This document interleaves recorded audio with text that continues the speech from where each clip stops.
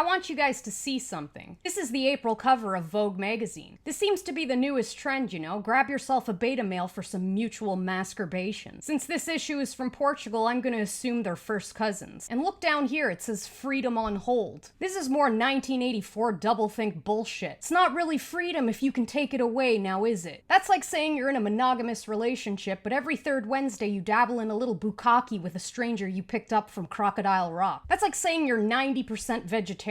That's like saying you're a mother, but you're gonna take a little break from feeding your kid. Guess what? If you don't feed the little shit, he dies. And it's kind of the same thing with freedom. Is there anything worse than these people who think the sooner we give up all of our freedoms, the sooner we'll get them back? Yeah, tell that to Anne Frank, you uncultured swine. And the big news this week is the PCR test. I swear to God, it's like we're going through the exact same cycle we did in the first lockdown. Literally, we're back to talking about PCR cycle thresholds. And all of these idiotic career student science communicators are out there playing God and talking about how 40 cycles isn't too high for a PCR test. Well, that's interesting because the inventor himself said it was, but I guess you know better, right? Telling you that you should lose the right to feed your kids because you might just have trace amounts of a virus in your body, and even though you're probably not infectious, it's very important that you don't take that risk. As if the 0.01% chance you'll catch the sniffles somehow trumps the 100% chance you won't be able to pay your rent without a job. And have you noticed there's no such thing as healthy anymore? You're either asymptomatic, pre-symptomatic, symptomatic, or post-symptomatic. You know what I'd like to see? I'd like to see people come down with symptoms of common sense. This is getting absolutely ridiculous. The other day I actually heard someone say that if you don't follow the COVID measures, you're racist. That's right, the virus discriminates now. Let me ask people of color something. Are you getting tired of listening to rich white kids talk about how disadvantaged you are? It's like these people have never watched Deliverance. I don't know about you, but this shit drives me crazy. Being called disadvantaged by the grown-up version of the kid that would have been sitting in the corner eating their own boogers and bringing 25 extra fruit roll-ups to class in a desperate bid to buy friendship. It's like we're in some kind of twisted Revenge of the Nerds Black Mirror episode. We give these so-called experts way too much credit. You want to know when I found out that these experts don't know shit? It was when I learned how hospice care works. You know, hospices where old people go to die. I used to think doctors were so omniscient, they had some kind of doctor spidey sense that told them when a person was approaching death. Like their heartbeat changed or they developed some kind of death rattle, so they sent them off to the hospice to die in peace. Yeah, I was wrong. You want to know what really happens in a hospice? They starve and dehydrate the elderly to death. They literally just stop feeding them until they die. These people don't have any idea how life works. They can talk all day about their models and graphs, but when you tell them people are offing themselves in record numbers,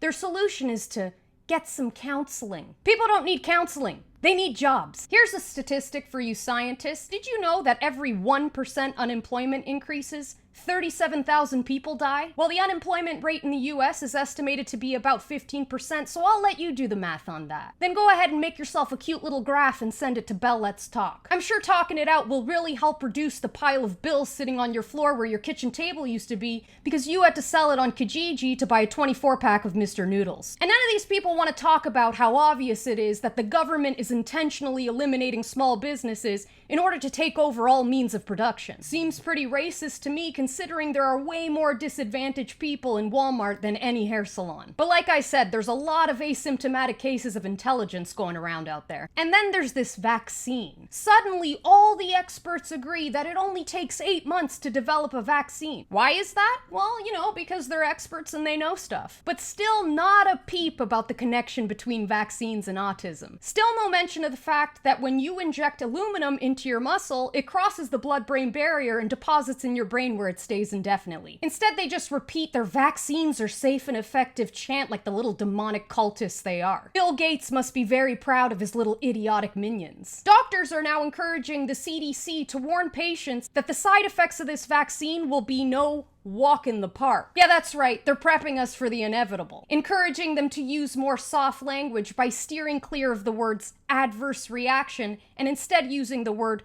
response. Yeah, let them know when that third eye starts protruding from the middle of their forehead that just means it's working.